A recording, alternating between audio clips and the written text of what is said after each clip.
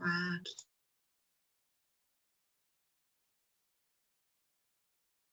sí, yo solo entro y ya.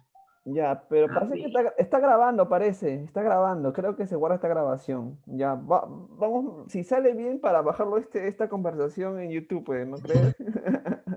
Ya dime, Ya. vamos a hablar un poco, cómo afectó tu formación profesional o tus clases en esta etapa de la pandemia? ¿Cuál crees tú que la clase virtual es pertinente o la clase presencial? Porque siempre hay ese debate, ¿no? Si es la clase virtual o presencial.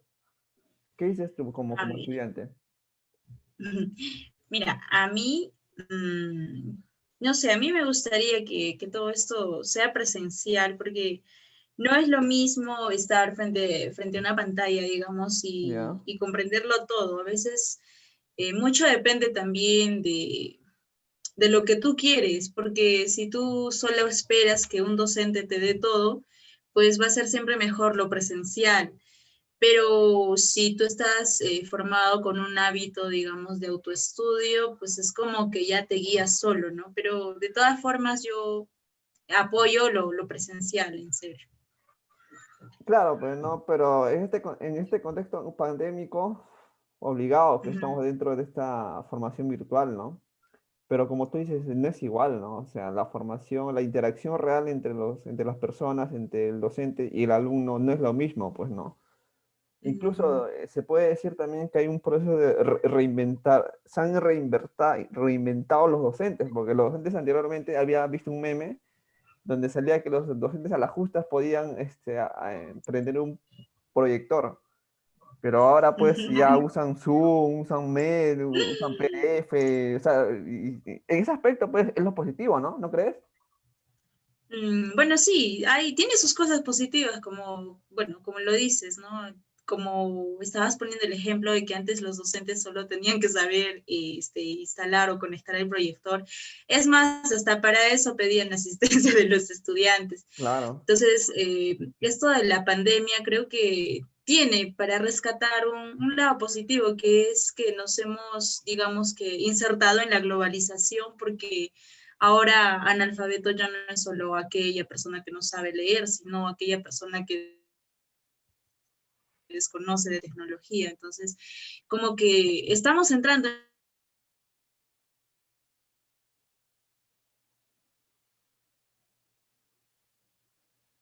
a nuestra profesión.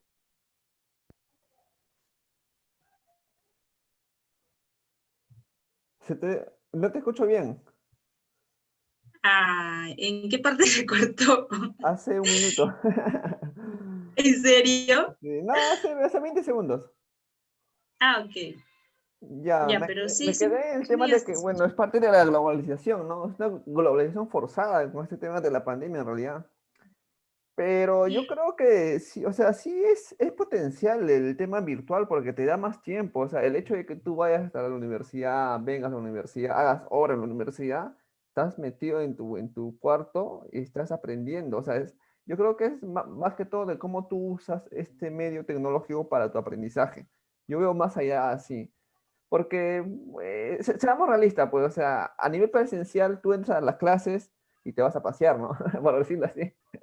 O sea, en cambio, acá estás más enfocado. Yo lo veo de esa manera. Yo primero, inicialmente yo estaba totalmente en contra de que sea virtual, ¿no? Todo eso, porque no, el tema de lo presencial es muy importante, pero ahora veo que también tiene un rasgo muy potencial para explotar en realidad, ¿no?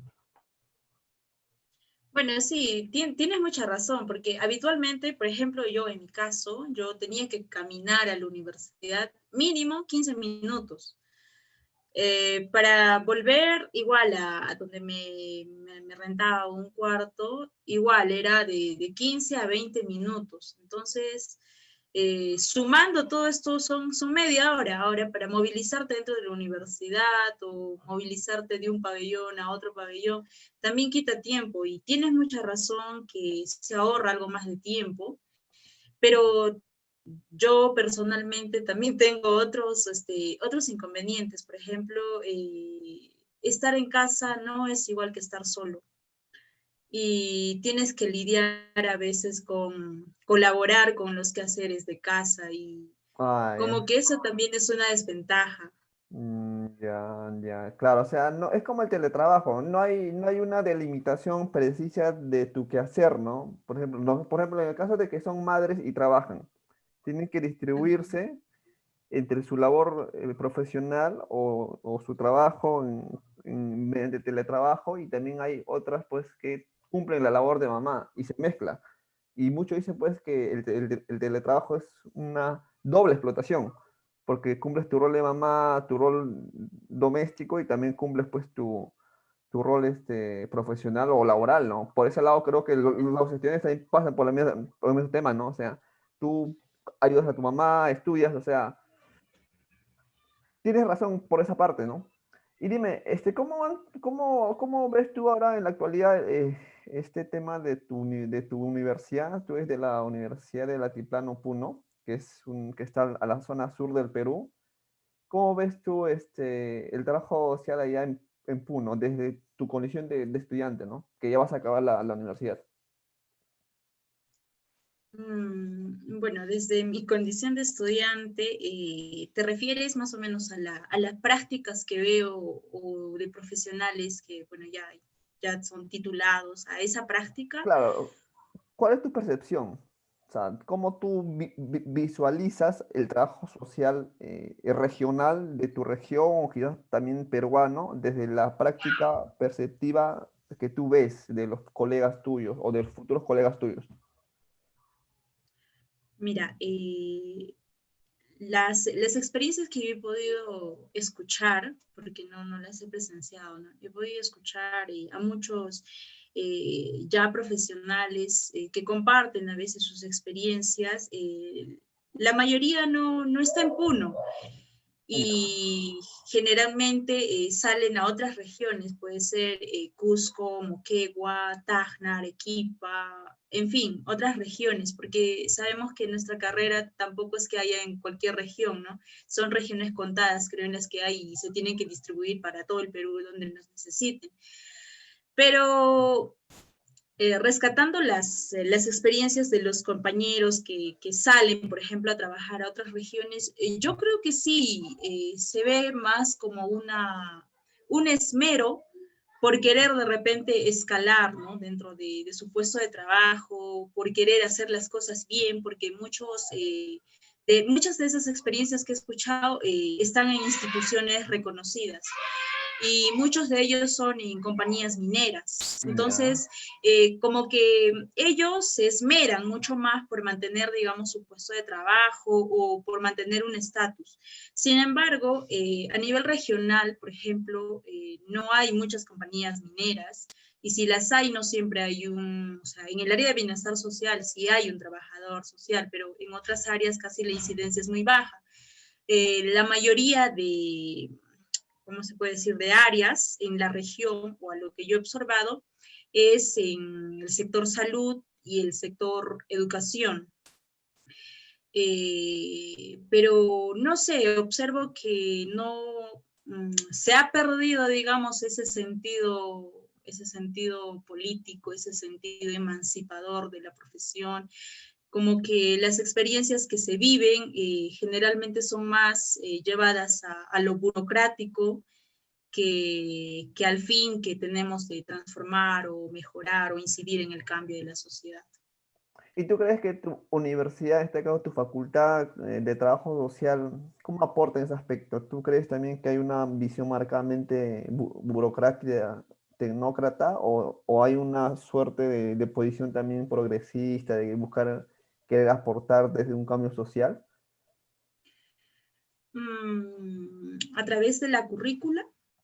Ujú, claro, a través de la formación en general, ¿no? Ya sean la forma como llevan ustedes las prácticas preprofesionales o también qué cursos o qué tipo de orientación metodológica hay, ¿no? Ya, mira, con respecto a la malla curricular, sí hay cursos interesantes, sí hay cursos en los que uno puede, por ejemplo, incluso encontrarse en ese enfrentamiento de qué opción voy a tomar, si voy a ser procapitalista o prosocialista. O sea, sí, dentro de la formación yo veo que sí hay ese impulso porque seamos de repente un trabajo social un poquito más crítico, ¿no? Pero yo creo que al egresar, toda esa cuestión como que se va perdiendo porque ya un practicante, o sea, la condición de un practicante es como que ir a, a seguir ciertos lineamientos dentro de Ya. una institución. Entonces, esas son ciertas limitantes para mí, creo, que hacen que se pierda este sentido crítico o este sentido más interventor del trabajo social. Eso que tu región es, bueno, en realidad la zona sur del país del Perú es una zona tradicionalmente de lucha. O sea, si tú te das cuenta, pues Cusco, Ayacucho, la zona de Puno, Abancay, es una...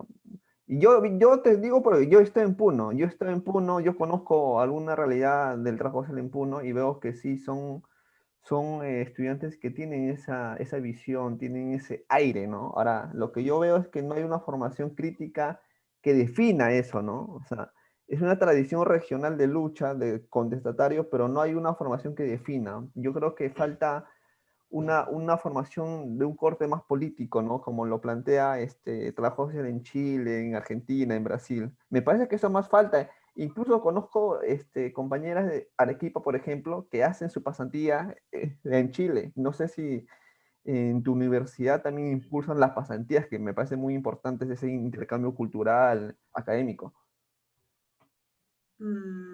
Sí, sí he escuchado de varias compañeras que sí han salido del país, pero no sé, más allá no he sabido. Pero Pero sí se promocionan a en tu través universidad sí hay, de... sí se han ido, o sea, de la Sí, sí. universidad, se han ido.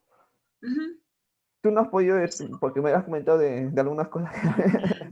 Ya me acordé, ya me acordé. Sí, pero sí es interesante. ¿Por qué te digo? Porque, o sea, la región de Puno tiene frontera con Argentina, con Brasil, con Chile, ¿no? Y, o sea, ahí la cercanía. Bolivia. Bolivia, ¿no? Pero bueno, la zona sur es, no, Chile, Argentina, ¿no? Ya Bolivia, ¿no? Pero igual, ¿no?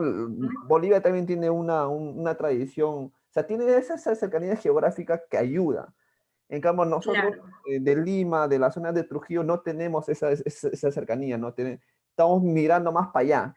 Ustedes están mirando más para el sur. Y para el la sur. tradición es distinta, pues, ¿no? Porque si tú te pones a ver, la tradición en Brasil es distinta, ¿no? Nosotros tenemos una tradición más europea, por decirlo así. En cambio, ustedes tienen una tradición más latinoamericana.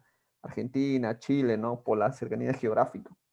Eh, ¿Y tú ya has pensado en qué ámbito laboral vas a desempeñarte? ¿O estás conociendo recién? Bueno, yo podría decir que todavía estoy conociendo, pero siempre he tenido mis aspiraciones del ámbito minero, o sea, el tema de las relaciones comunitarias y responsabilidad social. Tú manejas el idioma, ¿no? El quechua. Sí, a un nivel básico, que todavía pienso reforzar, digamos, con un centro de idiomas o una academia de lengua nativa, donde lo pueda manejar más fluidamente, pero por ahora sí cuento con el nivel básico. ¿Y te has puesto? Y creo que, ¿no? Dime. No, creo que para el área donde yo aspiro es muy importante el conocer el idioma porque las grandes, o bueno, no, las explotaciones mineras generalmente están en pueblos andinos, pues no están en la ciudad, no están en la urbe. ¿Y tú qué crees que puede aportar este área de la relación comunitaria en el trabajo social? ¿Cómo podría aportar? Pues mira, nosotros como trabajadores sociales podemos intervenir desde el nivel individual hasta el nivel macro, individual, familiar, grupal, comunitario. Entonces, yo creo que este área del trabajo social comunitario no ha sido muy explotado. Entonces, para mí el área de responsabilidad social, por ejemplo, en pocas palabras, es responsabilidad social. Para mí, yo lo entiendo como buscar el desarrollo por ambos lados, ¿no? Tanto la comunidad que está en el área de influencia y la empresa minera que va a explotar el sitio. Entonces, responsabilidad social es generar desarrollo para ambos lados. Ya. Y ya, pues la labor como trabajador social, que bueno, yo lo entiendo, tiene que ser, digamos, ser el nexo entre esta compañía y esta comunidad, pero no un nexo en el que simplemente tú te limites a hacer firmar una licencia social o un permiso de explotación o de libre tránsito por la comunidad. Entonces, tú tienes, yo por lo menos aspiro a que esta comunidad, o bueno, esta empresa minera donde yo quisiera alguna vez trabajar, sea socialmente responsable, pero no con obras de caridad, no con obras, digamos, como en muchos casos se ve, ¿no? La comunidad llega a su aniversario y les contratan una agrupación musical y ya está, una fiesta. Entonces, no, eso no es para nada desarrollo. Claro que sí es una actividad recreativa, digamos, ¿no? Pero no lo es todo. Yo creo que hay departamentos que son potencialmente mineros como Cajamarca, por ejemplo, pero son regiones pobres. ¿Por qué? Mm. Entonces, ¿por qué? Porque esto del desarrollo social o de la responsabilidad social, digamos que no se está cumpliendo y a mí me gustaría, o bueno, yo pienso que realizar un trabajo social con todos nuestros conocimientos sobre qué es justicia social, sobre teoría, no sé, desarrollista, entonces podríamos explotar este área que está poco conocida, ¿no? Y podríamos aportar de repente con un trabajo social comunitario mucho más interventor de lo que está haciendo ahora. ¿Y qué hacer en ese caso con los moldes institucionales? O sea, en toda institución que tú vayas y aún más en un sector minero, los Ujú. moldes o los requerimientos institucionales para con el profesional ya están delimitados, ya están enmarcados hacia determinados fines. ¿Qué hacer en ese caso? Y lastimosamente a nosotros, y eso pasa casi en todas las áreas profesionales, ¿no? Hay una existencia de que prefieren al trabajo social como servidor, ¿no? O sea, aplicando básicamente prácticas de asistencia social, ¿no? Lo cual no está mal, pero tampoco es eso la finalidad en sí, ¿no? ¿Qué hacer contra esas imposiciones institucionales? ¿Qué harías No, tú? pero mira, el Perú está suscrito a un convenio, que es el convenio 169 de la OIT, donde habla todos los aspectos de la responsabilidad social. Entonces, lo que aquí en el país, o sea, el que digamos que los lineamientos sean que nosotros simplemente tengamos que llegar a buenos términos con una comunidad para que ellos nos den una licencia social, o sea, eso es una parte. Sin embargo, en el convenio se habla de otras cosas, ¿no? De cómo puedes tú buscar el desarrollo en una comunidad. Entonces, lo que está pasando es que de repente no se están revisando bien este convenio o no se está revisando bien la ISO 26000, pero que sí se debería hacer. Entonces, que no exista un marco normativo que rija estas situaciones. Es tanto que las empresas quieran evadir esto más que nada, para mí, porque, o sea, alineamiento sí existe, o sea, como Mm, para buscar de repente el desarrollo sí existe, es más, acá en Espinar, en Tintaya, por ejemplo, tienen lo que llaman convenios marco.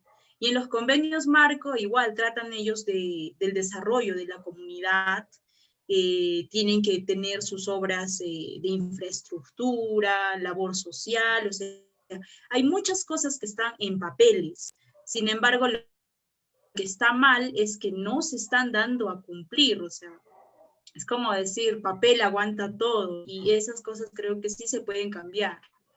o sea, tú partes de la idea de que hay una mala aplicación, hay una mala Uh -huh. eficacia, eficiencia en torno a la aplicabilidad de lo que está escrito ya en norma. Eh, Exacto. comparto, ¿no? ¿Te has puesto a pensar que las normas están por debajo de la justicia social, aún más en el Perú, ¿no? O sea, en el Perú, lastimosamente, normas existen y si uno aplica como debe de ser, habría justicia, ¿no? Pero, por ejemplo, unos días, hace una semana vi, habían soltado a un delincuente violador por el simple hecho de que no tenían capacidad en el software para guardar su expediente. Imagínate, mira, hasta eso hemos llegado simplemente por una cuestión técnica, burocrática, porque no ha tenido capacidad la computadora o no sé, el disco duro, qué sé yo, para guardar su expediente, lo sueltan. O sea, ¿qué hacer ante esas situaciones? Y eso pasa, si pasa en hechos tan insignificantes, me imagino yo cómo pasará en estos proyectos mineros donde la inversión económica es fuerte y lastimosamente hay una serie de procesos de corrupción donde la norma o lo que está en el papel se vuela. Bueno, para ello, sí, sí había pensado en eso, ¿no? Es decir, ¿cómo lo hago? Uno, como dice, podríamos tener, digamos, una idea mesiánica de querer salvarlo todo, de querer hacer muchísimas cosas, pero como tú dices, servimos a una institución y a veces no nos podemos ir en contra de esta. Sí, es cierto, no podemos elegir, digamos, siempre el bando de los más vulnerados y todo ello. Pero yo creo que la labor aquí es colectiva, porque si en esa comunidad hay un trabajador social en un colegio, por ejemplo, para mí sería bonito que promocione, digamos, la participación ciudadana y que, no sé si está mal el término que voy a usar, pero es que los incite a la movilización social. Tú sabes que con esto del el problema minero, si las comunidades han logrado, digamos, algo, por ejemplo, hay comunidades que han accedido a becas para sus hijos, o sea, tienen ciertos beneficios, es a raíz de las movilizaciones sociales. Entonces, yo creo que la labor acá es más gremial, que tiene que partir desde los trabajadores sociales que están en sectores educativos, de salud, incitar a esto, tener un carácter muy político, ¿no? Entonces, si la población se moviliza por reivindicar ciertos derechos y beneficios, es más fácil esta labor. Es más fácil que una empresa minera que ya está con una inversión in situ eh, acceda a sus peticiones y demandas. Ya. Ahí surge lo que dirían pues algunos teóricos de Brasil, el dilema ético, ¿no? De cómo tú, yo creo que el trabajo social tiene que ser fundamentalmente estratégico, ¿no crees? O sea, hay que saber manejar, hay que saber movilizarnos internamente en una institución, porque también como otras veces he planteado, nuestras funciones no están claras. O sea, tú te vas en un ámbito determinado y no hay funciones eh, o sea, que conozcamos y que tenemos que hacer, sino que la funcionalidad nuestra se construye. Y en esa construcción Exacto. creo que también confluye mucho tu estrategia como persona y cuál es tu visión que tú tienes para con el trabajo social. Si tú tienes una visión simplemente de enriquecerte o llenarte los bolsillos, evidentemente tú vas a ser simplemente un, un, un sujeto profesional que se ponga al pie de la letra de las instituciones, ¿no? Salvo por encima si cumple o no con lo que ya está en la norma justa, ¿no? Yo creo que hay que ser más estratégico y también hay que ver al espacio laboral como una trinchera de lucha, ¿no? Yo creo que es muy importante eso.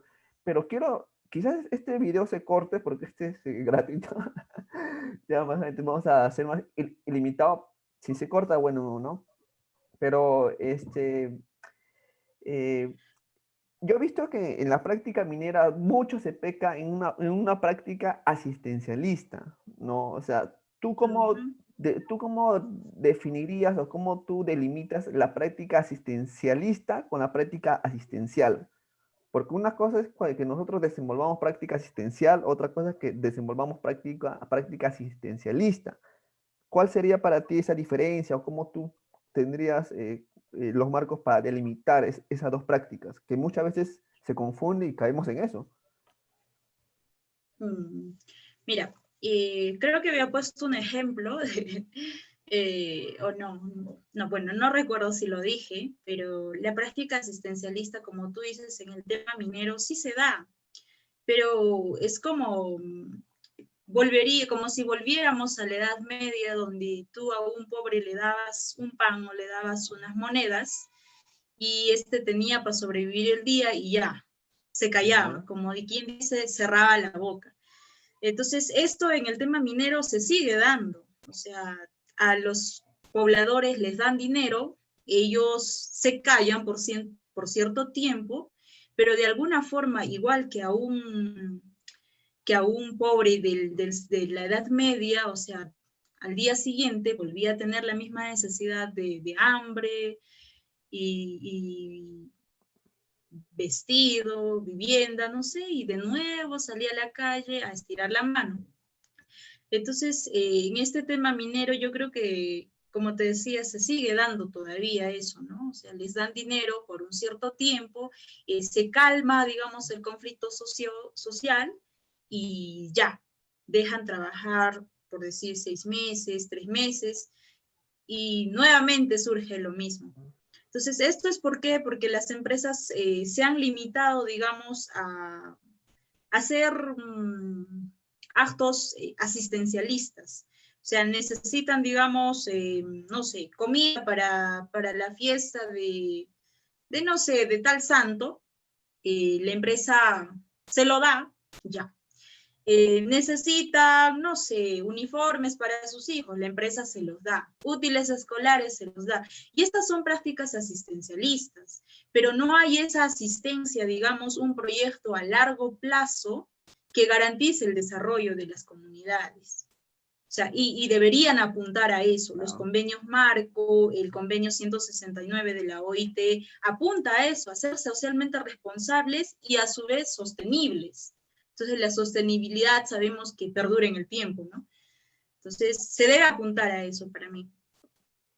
¿Y no crees que más que todo también juega un papel muy importante en la capacidad organizativa de la gente?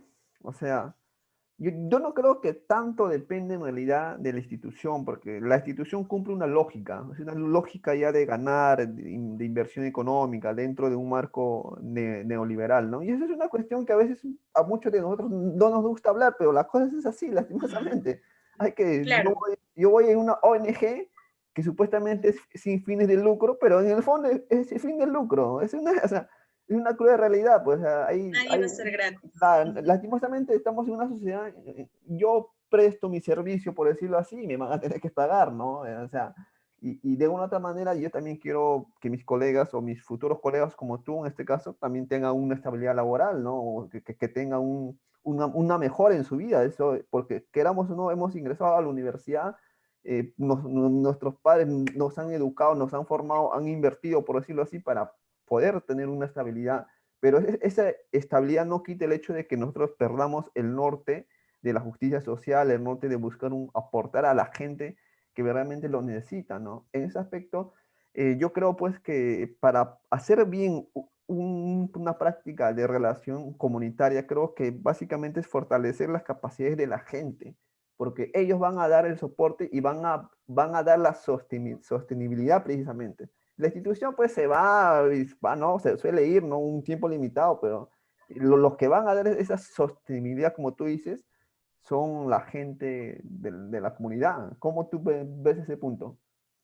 Exacto, como te decía, o sea, aquí hace mucho la cuestión estratégica, como tú lo dijiste, y esto no es que de la noche a la mañana, sino tenemos que tener, digamos, esa visión a nivel gremial de revertir las cosas desde una labor en pequeñas instituciones. Por ejemplo, si yo intervengo en un campo educativo, una escuela, un colegio, debo impartir o debo influir en los estudiantes para que de repente estos tengan no sé, la noción de participación ciudadana, la noción de la movilización social. Entonces, resalto de ti que lo hayas llamado la cuestión estratégica, porque sí, sí es estratégico, porque de otro modo no vamos a poder revertir las cosas. O sea,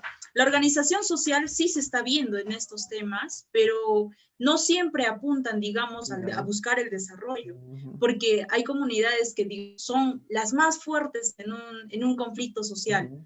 Pero ¿qué pasa? No están detrás de un desarrollo sustentable, sostenible, están detrás de una dádiva asistencial. Entonces, para mí tiene mucho que ver acá la cuestión de estrategia, de cómo podemos revertir las cosas, o sea, de manera estructural acá, o sea, no solo es de la noche a la mañana, ¿no? Esto es un proyecto, digamos, que tenemos que pensarlo a largo plazo. Claro, eso es lo que tú has mencionado es muy importante, ¿no? El punto de que las organizaciones sociales o las comunidades están muchas veces no tienen esa visión de comunidad, sino también tienen intereses personales. O sea, por decirlo, o sea, Exacto. acceden a determinados proyectos o inversiones económicas ¿a costa de qué? A costa de un beneficio, pero muchas veces ese beneficio es muy reducido y es un beneficio que no le va a durar para mucho tiempo, sino, yo he visto, ¿no? O sea, le regalan carros, le regalan casas, pero eso pues que, o sea, ¿de qué manera contribuye al desarrollo social en sí?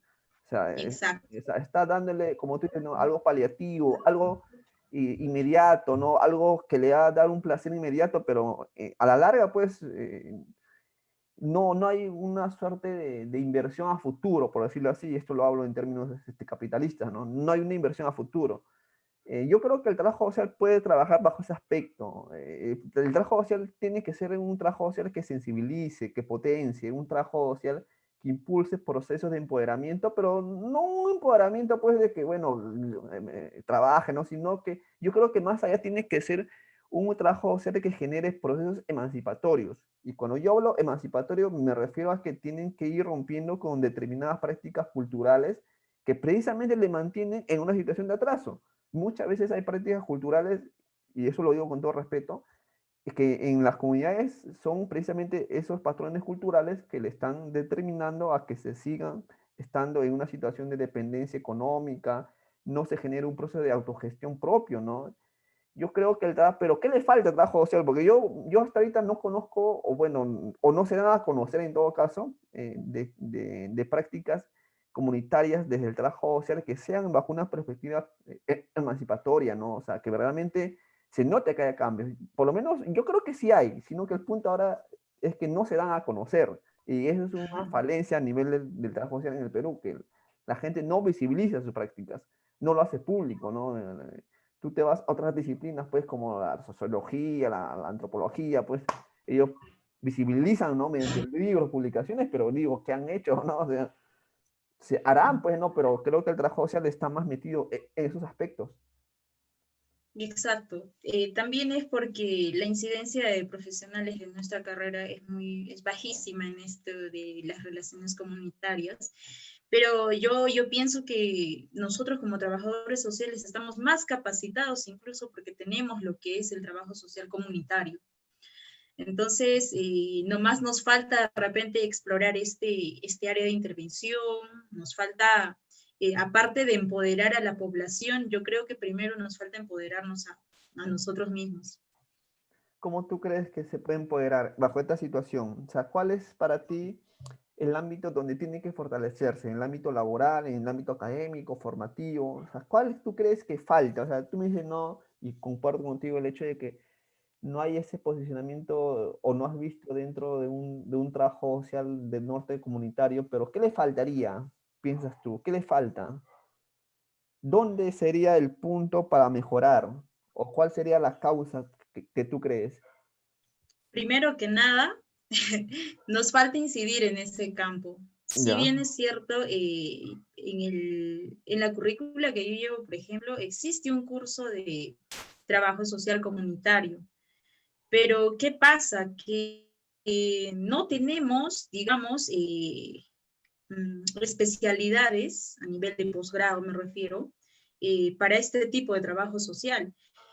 Al menos en la universidad donde yo estudio, las especialidades son familia y gestión social, o sí, gestión social. Entonces, ¿Cómo puede, o sea, esto es sin ofender, ¿no?, a mis docentes, les aprecio mucho, pero cómo puede una especialista, digamos, en familia enseñar un tema comunitario?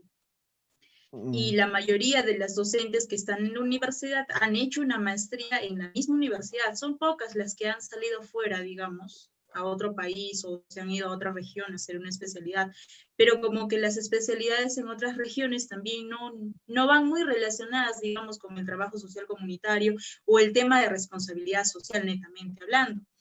Entonces, nos falta, digamos, incidir y luego impartir académicamente, porque si tú a un estudiante le hablas con todo el conocimiento, tú le motivas, digamos, a querer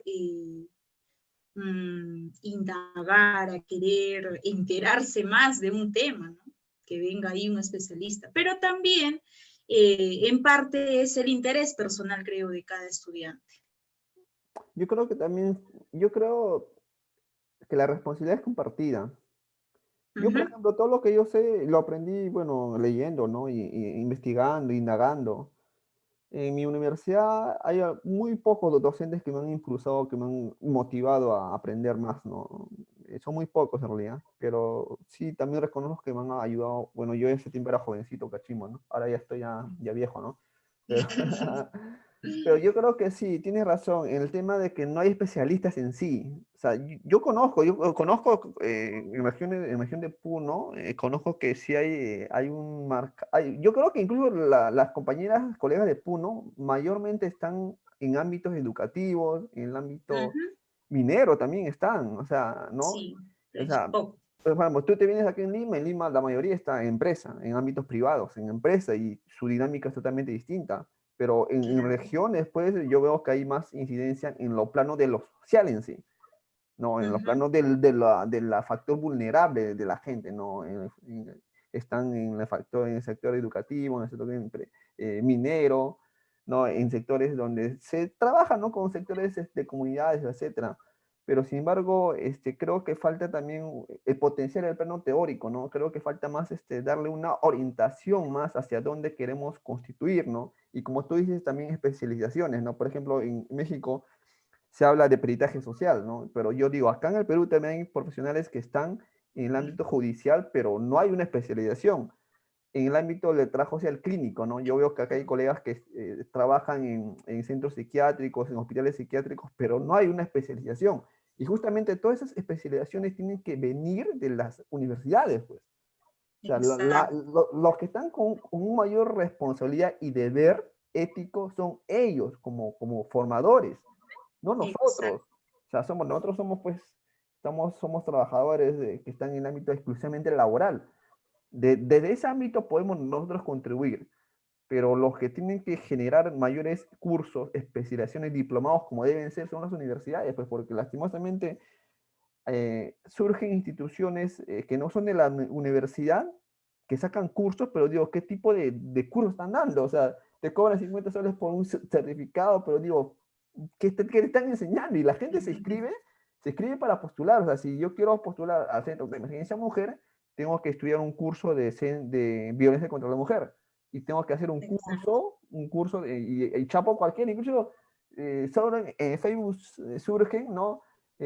Curso gratuito, y si quieres certificado, Exacto. 20 soles. ¿No? O sea, yo digo, ¿y dónde está la universidad? Yo digo, mis docentes no son capaces de dictar acaso un curso de violencia contra la mujer, o sea, no tienen esa capacidad. Yo creo que sí, que de estudiar o de enseñar un tema familiar, o sea, ¿dónde estamos en ese aspecto? Estamos perdiendo, pues, como diría un profesional, diría, estamos perdiendo calidad académica. O sea, no hay una Exactamente. excelencia, ¿no? O sea, y esa es preocupante porque se está llevando un proceso de mercantilizar los conocimientos, ¿no? Los conocimientos son propiamente de la academia. Ahora, si tú quieres hacer una organización que dicte cursos o talleres, tú también tienes que ser de prestigio, ¿no? Tienes que haber aportado algo a la carrera, pero si yo simplemente me pongo, armo mi página de Facebook y empiezo a certificar, pues entonces, ¿dónde estamos quedando, no? Y tú como estudiante que ya vas a acabar, ¿no? ¿Tú cómo visualizas el trabajo social de Puno o el trabajo social peruano acá a futuro? ¿Cómo tú lo visualizas? ¿Tienes esperanzas? ¿Estás un poco desanimada, escéptica? Mira, yo mantengo la esperanza viva por delante. Y yo sé que, o sea, yo creo que a la fecha, o sea, se habla mucho, ¿no? De la temporada de la reconceptualización, donde el Perú era uno de los países que estaba ahí inmiscuido en el tema y todo, pero de la reconceptualización hasta hoy no se ha visto mayor incidencia. Los países que más han resaltado es, como tú lo has dicho, Argentina, Chile, México, Brasil, ¿no? Pero Perú casi no suena. Entonces, yo creo que estamos entrando en un periodo de reflexión sobre nuestra situación. Estamos analizando este tema y ya estamos criticando nuestra propia situación, porque tú escuchas a cualquier profesional de trabajo social, es más, a estudiantes decir, no, pero hoy por hoy el trabajo social peruano está como que abandonado, como que decido y todo eso. Entonces, para mí estamos en esa etapa de reflexionar nuestra situación y mantengo la esperanza, digo, porque a futuro yo pienso que después de este periodo de reflexión que estamos teniendo en estos tiempos, van a haber profesionales que se interesen, que quieran cambiar esta realidad de trabajo social peruano.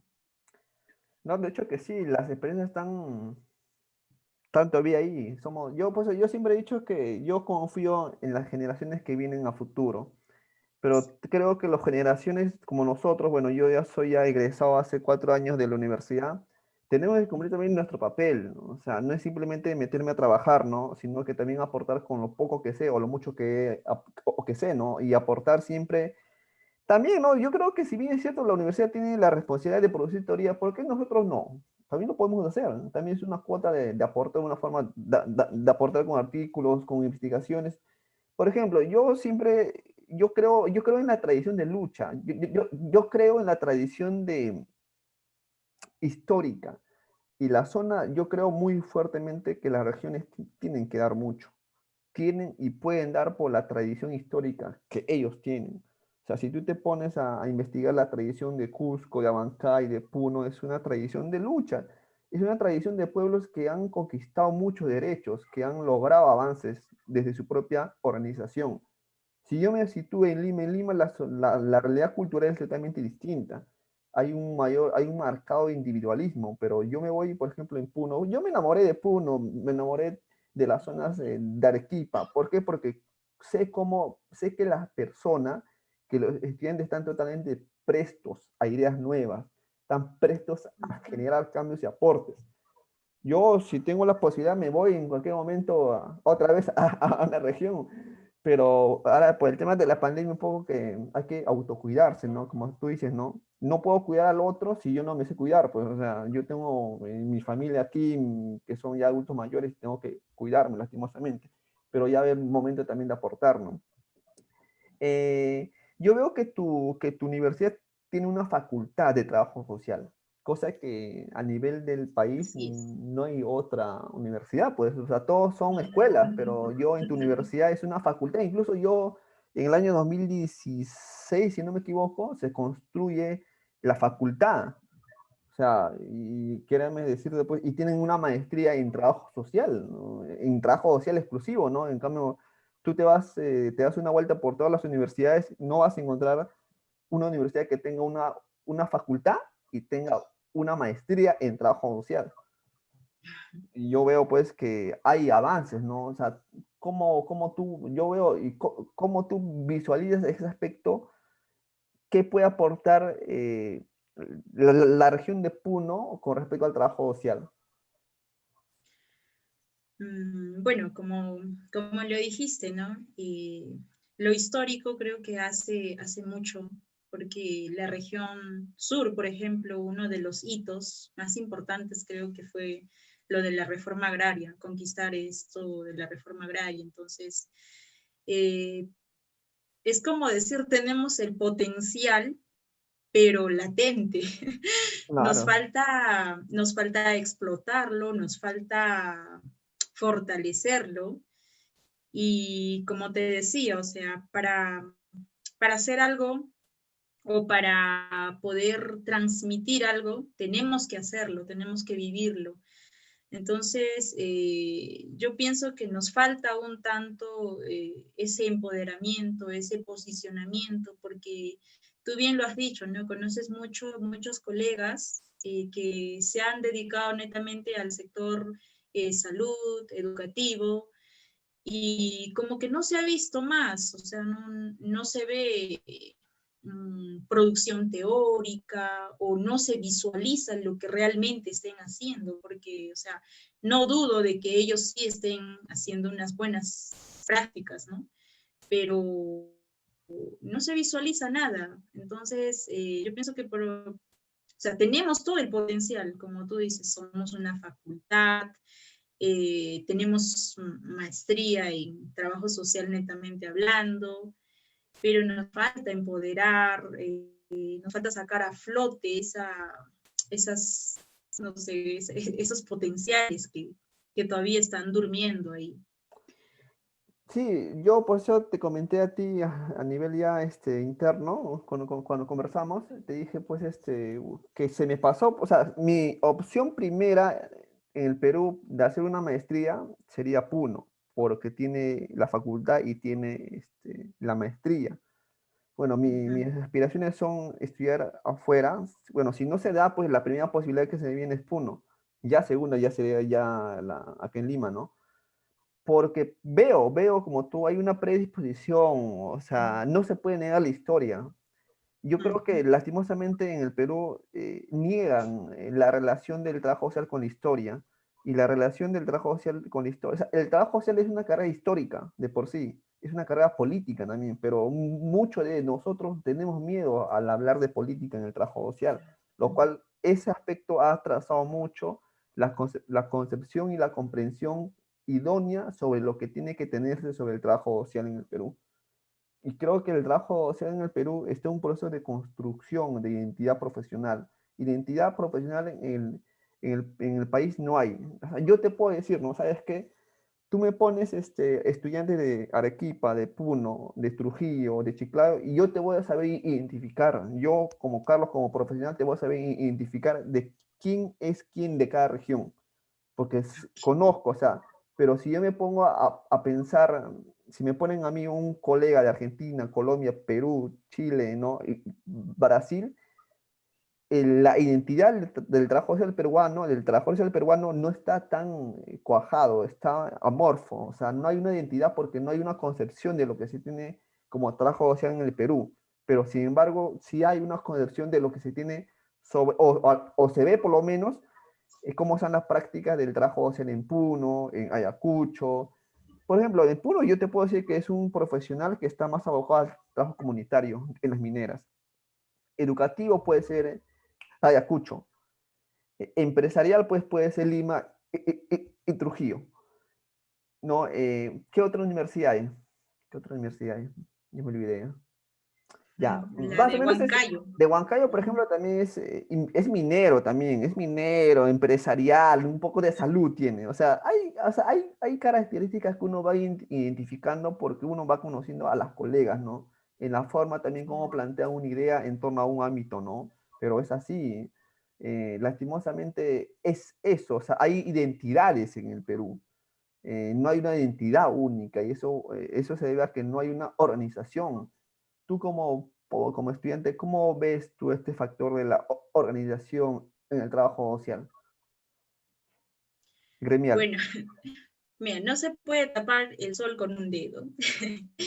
Yo creo que hemos caído en una suerte de incertidumbre y tienes mucha razón, no existe una identidad y añadiría a esto que no hay unificación a nivel gremial, porque en Puno, por ejemplo, así, por razones, creo yo, que han sido personales de ciertas trabajadoras sociales, el Colegio de Trabajadores Sociales está dividido.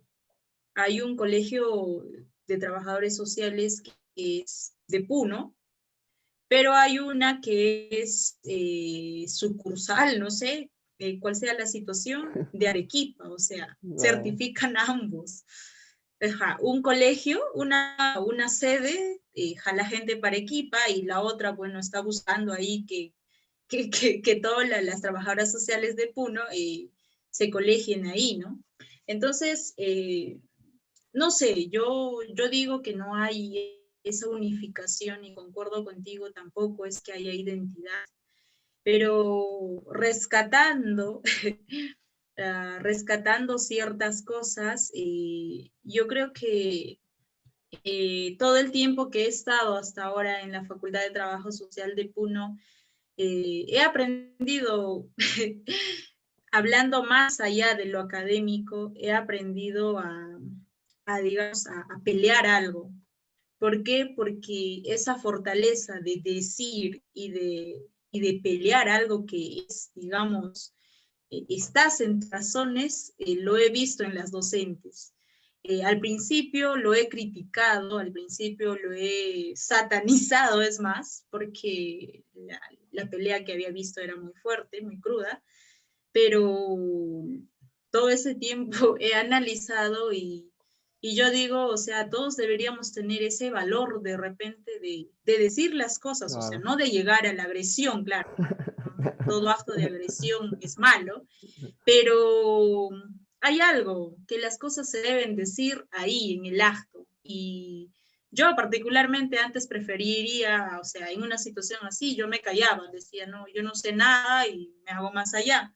Pero al ver estas situaciones, yo creo que he aprendido a decir, no, esto tiene que decir porque se tiene que hacer y porque debe ser. Entonces, como que se podría hablar acá de un empoderamiento y eso es lo que rescato de mi facultad. Entonces, si tenemos este potencial, digamos, de luchar, yo creo que se puede unificar el trabajo social. Todavía en mí queda una esperanza y como tú dices, ¿no? Acá se debería hacer un llamado a las nuevas generaciones para que podamos cambiar o revertir esta situación. Lo que tú mencionas es correcto, ¿no? El hecho de que ya hay que dejar de lado la indiferencia, el hecho de que la gente no habla porque, bueno, tiene miedo a pelearse o tiene miedo a quedar mal con la gente. Yo creo que tenemos que ya perder el miedo del pelear, ¿no? De discutir, porque creo que es muy importante que en el trabajo social peruano se genere o se implanta ese hábito del debate, de la polémica, ¿no? Y también creo que es bueno de dejarnos ya de guachafadas, ¿no? ¿En qué aspecto? En el aspecto de decir solamente las cosas bonitas que se muestran, porque eso es Exacto. un error que se muestra desde que yo estoy en la universidad. ¿No? Siempre se busca hacer quedar bien a la carrera hablando de las cosas bonitas. Y lastimosamente estas cosas bonitas son las cosas que no fortalecen a la carrera, ¿no? O sea, yo no me voy a alegrar por una actividad que hagan, ¿no? Los chicos que hagan una actividad de proyección social. Bueno, es bonito, sí, pero eso no va a impulsar a la carrera como yo quiero que lo posicionen, ¿no? O sea, hay que hablarnos, hay que cuestionarnos a nosotros mismos. Y creo que es muy importante el hecho de cuestionarnos, pero cuestionarnos con propuestas. Porque si uno va a cuestionar, cuestionar, cuestionar, eso va a sonar como reclamo y como queja. Y eso tampoco queremos, sino que tiene que ser un cuestionamiento, pero con una propuesta. Yo que cuestiono, o en todo caso, yo cuestiono, pero cuestiono pues haciendo algo. Porque tampoco es cuestionar por cuestionar y yo no hago nada. Yo voy a quedar en ridículo, ¿no? Y eso muchos de los colegas pasan eso cuestionan, cuestionan, pero yo digo, ya, tú cuestionas, pero ¿qué has hecho o qué aportado o qué has aportado hasta el momento? ¿Quejas? Eso no es aporte, ¿no? Eso ya es encaminar mal la crítica. La crítica es buena, pero una crítica que construye, una crítica que impulse y una crítica con el ejemplo, ¿no? Si yo te digo, ¿sabes qué, compañera? Tú no trabajas o no quieres participar en un colectivo. Bueno, en fin, pero si yo hago eso es porque yo estoy participando en un colectivo. O sea, porque si no, mi crítica va a ser al vacío y sin ningún tipo de respaldo. Y el que va a quedar mal soy yo, definitivamente, ¿no? Y yo siempre he dicho a los compañeros, a los estudiantes, que critiquen, critiquen, pero cuestionen. No, cuestionen y critiquen, pero con propuestas. Porque si tú cuestiones y criticas por criticar, va a sonar como reclamo. Y ese reclamo manifiesta una inmadurez. Porque no, el Claro. reclamo, la queja es déjalo a un niño, ¿no? Con todo respeto, déjalo a un niño, ¿no? Que recién está empezando a conocer, pues no se queja de todo el mundo. Pero nosotros como personas maduras, y maduras políticamente lo digo, no la edad, sino maduras políticamente, lo digo porque tiene que ser pues, un reclamo, un cuestionamiento con propuestas, con caminos, con salidas, con canales o con ejemplos, ¿no? Sabes que yo hago esto, ¿no? Y así. ¿Qué más me podrías decir ya para culminar esta pequeña tertulia y charla? ¿Qué, qué me podrías tú decir? O sea, ¿cómo visualizas también incluso el papel del género en la carrera, ¿no?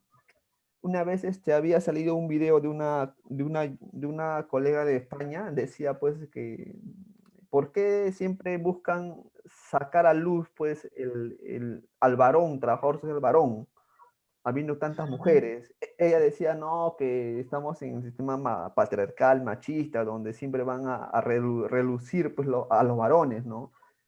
Y eso a mí, en realidad, a mí no me pareció, porque en realidad somos pocos los varones, pero creo que también estamos mostrando una voluntad también, ¿no? En querer posicionar a la carrera. Claro, en la cuestión de género, bueno, a mí no me gusta mucho hablar del tema de género porque considero que, no sé, es un invento social porque no sé, para mí debe ser prioritario la igualdad en todo sentido y sea varón o sea mujer el que consiga logros para la profesión o para el gremio o en cualquier ámbito, o sea, no se debe medir o no se debe aplaudir porque sea varón o porque sea mujer o decir la primera mujer que hizo aquello o la primera mujer en ocupar tal cargo. Entonces, no sé, ¿cómo se le llama? Estos son términos estereotipados, digamos, y más estamos como que no sé, hoy en día, por ejemplo, se habla mucho de que las mujeres deben empoderarse, las mujeres deben posicionarse y a mi perspectiva esto agrava, digamos, la situación, por ejemplo, de violencia, porque las tasas han crecido, no hemos parado para nada. Yo pienso que el decir que la mujer, aquello, lo otro, es como provocar al otro género. Entonces, Ya. no, a mí no me gusta mucho este tema. Yo creo que somos trabajadores sociales y punto, o sea, indistintamente de ser mujer o de ser varón. Tenemos que aspirar al desarrollo de nuestra profesión, o sea, no porque seamos mujeres o porque seamos varones, ¿no? Para mí, no, la cuestión de género no es, ¿cómo te puedo decir? No es un eje de la profesión o no es algo que determine las cosas. No lo veo así. Mm, ya pues, compañera Yumixa, no sé si ha grabado el video. ¿Habrá grabado? Yo creo que sí, ¿no? ¿Ves ahí la pantalla que está grabando? No, no. Sí, sí, sí. Sí, A la esquina ya, ¿qué izquierda pongo? dice grabando. Te No juro te sé. juro que nunca utilizó esta, es la primera vez que utilizo. Ya, a ver, si de Ah, cierre, buena hora. Si no, continuamos con la charla. no, pero creo que avisa cuando ya se va a No, cumplir pero que no avisa, ve, o sea, ya estamos desde las 9:30, ¿no? Y nada, ya son 40 minutos nomás y sí, sigue la grabación. Qué raro, ¿no? bueno, está de bonachón. ¿En qué semestre estás tú? Octavo semestre, ¿no? No, sexto. Te faltan 2 años todavía. Te hace recién jovencita, pues. Yo pensé que ya estabas para acabar, ya. O No, sea, estoy en o sea, sexto. tus prácticas aún no has empezado tú. No, todavía no. Este Yo año ya estoy vas a empezar. con la práctica, este año sí, con la práctica de inserción en séptimo semestre, pero la práctica de inserción no es como la práctica intensiva, digamos que de noveno y décimo semestre, ¿no? Que ya netamente es como que formas parte ya de un personal más en la institución. La práctica de inserción es más que todo para recordar ciertos temas teóricos y de paso abrirse, digamos, ¿cómo le llaman esto? Ya, lo que he escuchado de compañeras es que en séptimo refuerzan los aspectos teóricos de los años que han pasado, ¿no? Y aparte creo que les llevan también a una institución, pero no como a laborar, sino más que todo a ver qué es lo que realizan, digamos, a colaborar con ciertas funciones del área de servicio social. Entonces, no es una práctica netamente así práctica. Ya. Bueno, la práctica, supuestamente las prácticas es un acercamiento, un acercamiento de lo que tú vas a desempeñar a futuro. O sea, es como una prueba piloto, es como ir conociendo, básicamente. Incluso yo prefiero, esto es lo que yo digo, ¿no? Yo prefiero mil veces que los estudiantes se formen académicamente, teóricamente, conozcan más teóricamente antes que se lo lleven a las prácticas. Eso es una cuestión es una crítica que yo hago. O sea, yo soy de la idea de que prefiero, o sea, yo quiero un trabajador social de carácter culto, o en todo culto no, a lo menos un trabajador social de carácter intelectual. Yo creo que eso nos va a permitir aportar más porque lastimosamente muchos de nuestros colegas y compañeros caen en un pragmatismo así, ¿ah? Marcado y que te arrastra, el pragmatismo sin pensar te arrastra al mercado laboral y te arrastra a la lógica laboral, lo cual te inserta y tú solamente reproduces esas prácticas y te quedas ahí. Y para sacarte de esa reproducción, de esa lógica reproductiva de lo laboral, porque lo laboral cuando te absorbe, ¿no? O sea, yo tengo colegas que trabajan yo tengo un compañero cercano a mí, me comentó hace 2 días que empezó a trabajar de 7 a 7, imagínate, o sea, 7 a 7, 7 de la mañana y de lunes a sábado, o sea, yo digo, pues, ¿en qué momento ese chico va a querer aportar teóricamente? Lo que va a hacer, llegar a su casa, va a dormir, va a descansar y otra vez, o sea, se ha insertado tremendamente en esta lógica laboral, ¿no? Que te expolia tu tiempo, que te roba tu tiempo, que te roba tu capacidad, porque el hecho que te tenga trabajando 12 horas, imagínate, pues, o sea, yo creo, prefiero mil veces que las prácticas sean un año, culminando la carrera porque eso que te pongan 3 años consecutivos me parece que no. Ahora, si en caso se diera las prácticas, que sean unas buenas prácticas, pues. O sea, que haya un mayor compromiso de los docentes y que haya un mayor compromiso con el supervisor de prácticas. Y te digo esto por experiencia, porque yo hice mis prácticas y no eran supervisores de prácticas formados como educadores. O sea, el que te va a supervisar tus prácticas tiene que tener las ganas de enseñarte, las ganas de educarte. Pero si es un profesional que simplemente trabaja, o sea, ¿cómo te va a formar, no? Y eso a mí no ha pasado. Por eso cuando yo tuve practicantes en mi centro laboral anterior, yo sí les he educado. Creo que sí los formé y les apoyé en su proceso de práctica. Y no se pueden quejar. Ahora, si ven este video, no me van a decir que no, porque yo saben muy bien que yo me he comprometido. Yo me daba tiempo para mi trabajo y me daba tiempo para enseñarles. Pues créeme, a veces las prácticas son frustrantes. Si tú no tienes una buena experiencia en tu práctica, es frustrante y te marca a futuro. O sea, yo creo, y eso yo he visto porque mis compañeras no han tenido unas buenas prácticas. Y esa situación lastimosamente no se habla.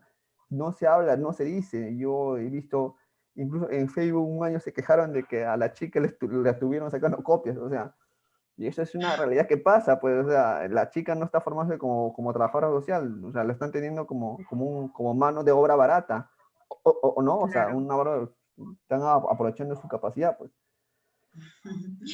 Sí, tienes razón, Carlos. Pero bueno, nos falta mejorar, digamos, muchos aspectos a nivel de la profesión, porque no solo es que, o sea, el hecho de que no te eduquen en la práctica también parte de que existe, digamos, egoísmo.